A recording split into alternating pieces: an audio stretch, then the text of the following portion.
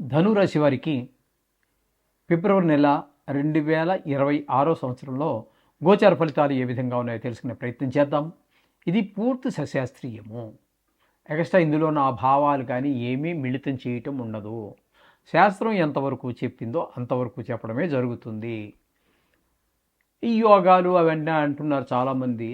అందరూ యోగాలు చెప్తున్నారు, మాకు ఏ యోగం ఉందని. ఇందులో ఏ యోగము ఉందన్నట్టుగా నేను చదివినంత వరకు, నా పరిజ్ఞానం సహకరించిన వరకు గోచారంలో యోగాలు ఏర్పడవు. అది ఎవరైనా శాస్త్రం చూపిస్తే నేను నమ్మడానికి సిద్ధము. నేను చాలాసార్లు చెప్పడం జరిగింది. అయినా ఎవరు అందరూ నేను చెప్పినప్పుడు ప్రతి వారు వినాలనేది కదండి. వాళ్ళకి డౌట్ వచ్చినప్పుడు వాళ్ళు అడుగుతూ ఉంటారు. వాళ్ళు అడిగినప్పుడు చెప్పడం ధర్మం కాబట్టి చెప్తున్నాను. గోచారంలో యోగాలు ఏర్పడవు. బల్లగుద్ది చెప్తాను, లేకపోతే హరిహరాదులు వచ్చినా మార్చలేరు, రాశి పెట్టుకో, ఇవేమి మరి ఏ శాస్త్రంలోనూ రాశి లేవండి అయ్యా. అందుచేత అవన్నీ నేను చెప్పలేను, నన్ను ఇబ్బంది పెట్టవద్దండి. నా వల్ల కాదు కూడా, శాస్త్రం చెప్పడానికి ఉన్నవాడిని నేను. ఓకే, ఇప్పుడు ధనురాశి వారికి తీసుకున్నట్టయితే శుక్రుని యొక్క సంచారం ద్వితీయ స్థానంలో 5 రోజులు, అలాగే తృతీయ స్థానంలో మిగతా 23 రోజులు, 28 రోజులే కాబట్టి ఈ నెల 23 రోజుల పాటు 2, 3 స్థానాల్లో. 2వ స్థానంలో సంచరించే 5 రోజులు ధనానికి లోటు ఉండదు. మాటలో ఒక చక్కటి వినదగినట్టుగా ఉండేది, మంచి సబ్జెక్ట్ ఉండేటటువంటి మాట మాట్లాడుతూ ఉంటారు. అలాగే కుటుంబంలో కూడా ఆహ్లాదకరమైన పరిస్థితి ఉంటుంది. తదుపరి ఆయన తృతీయ స్థానంలో ప్రవేశించి అక్కడ 23 రోజుల పాటు ఉంటారు. అందరి యొక్క సహాయ సహకారాలు అందుతూ ఉంటాయి. కాబట్టి ఇక్కడ శుక్రుడు పూర్తిగా మీకు ఈ ధను రాశి వారికి అనుకూలురే. ఇకపోతే రవి యొక్క సంచారం తీసుకున్నట్టయితే ద్వితీయ స్థానమైనటువంటి మకరంలో ఒక 13 రోజులు. ఇది కొంచెం ధనానికి మాటకి ఇబ్బంది పెట్టేటటువంటి, కుటుంబంలో పరిస్థితులు కూడా కొంచెం చికాకు కలిగించేటువంటి పరిస్థితి రవి 13 రోజులు, మొదటి 13 రోజులు. తదుపరి 14వ తారీఖు నుంచి మీకు 15 రోజుల పాటు తృతీయ స్థానంలో, అక్కడ మాత్రం చాలా మంచి ఫలితాలన్నీ ఇస్తారు. అందరి యొక్క సహాయ సహకారాలు, కుటుంబంలో భార్య పిల్లలు, తల్లి తండ్రి అందరూ, అలాగే ఆ వ్యాపారంలో, ఉద్యోగంలో ఎక్కడెక్కడైతే మనం ఉంటామో అక్కడ అందరూ మనుషులే కదండి ఉండేది. వాళ్ళందరూ, కొంతమంది తెలియని వాళ్ళు కూడా సహాయపడేటువంటి అవకాశం మనకి తృతీయ స్థానంలో రవి యొక్క సంచారం వల్ల కలుగుతుంది. ఇక కుజుని యొక్క సంచారం ద్వితీయ స్థానం, ఇక్కడ 23 రోజుల పాటు ఉన్నారు. ఈ ఇంచుమించుగా నెల 28 రోజుల్లో 23 రోజులు అంటే చాలా ఎక్కువ కాలంగానే మనం చెప్పుకోవాలి. ఇక్కడ ఈ ద్వితీయ స్థానంలో ఉండటం ద్వారా కొంచెం ధనానికి ఇబ్బంది పడేటటువంటి పరిస్థితి, మాటలో కొంచెం కఠినత్వము, తద్వారా కొన్ని స్నేహాలు చెడిపోవటము, అలాగే కుటుంబంలో కూడా ఆహ్లాదకరమైన పరిస్థితి లేకపోవటం, ఇవన్నీ ద్వితీయ స్థానంలో కుజుని యొక్క సంచారం వల్ల జరుగుతుంది. అట్లాగే తృతీయ స్థానంలో ఇక్కడ 23 రోజులు పోతే 5 రోజులు మాత్రం తృతీయ స్థానంలో సంచారం. ఆ 3 రోజులు మాత్రం అందరూ సహకారాలు అందిస్తూ ఉంటారు ఆ కుజుడు. ఇకపోతే బుధుని యొక్క సంచారం 3 రోజుల పాటు ద్వితీయ స్థానంలో సంచారం. ద్వితీయ స్థానంలో చాలా చక్కటి ఫలితాలు ఇస్తారు. ధనానికి లోటు ఉండదు, మాట బాగుంటుంది.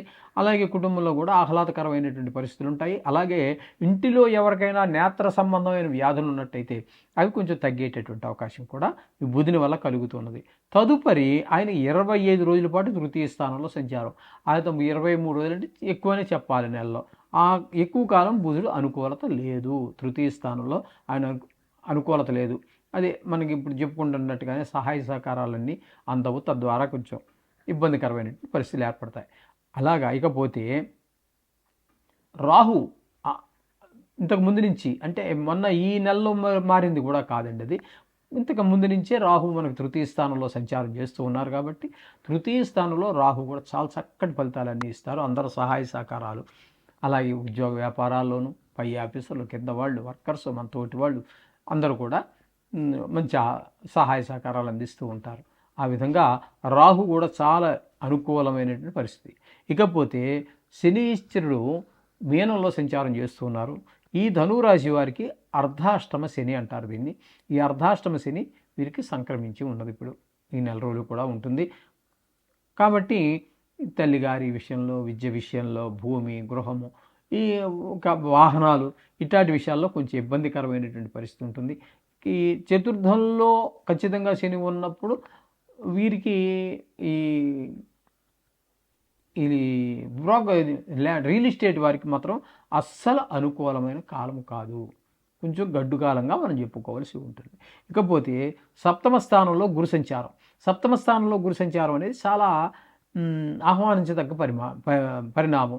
ఎందుకంటే వివాహం కాని వారికి వివాహం కుదరటమో, లేకపోతే వివాహం జరగటమో, అలాగే వివాహం అయిపోయి ఉందనుకుందాం సపోజ్, వారికి అన్యోన్య దాంపత్యం ఇట్లాంటివన్నీ కూడా మనకి 7వ స్థానంలో ఉండటం వల్ల మనకి ఇంత చక్కటి ఫలితాలన్నీ ఏర్పడుతూ ఉంటాయి. ఎందుకంటే అన్యోన్య దాంపత్యం కంటే కావాల్సింది ఏముందండి, ఇంటికి వెళ్ళాలంటే కొంచెం భయపడిపోయే జనాలు ఉన్న కాలం ఇది.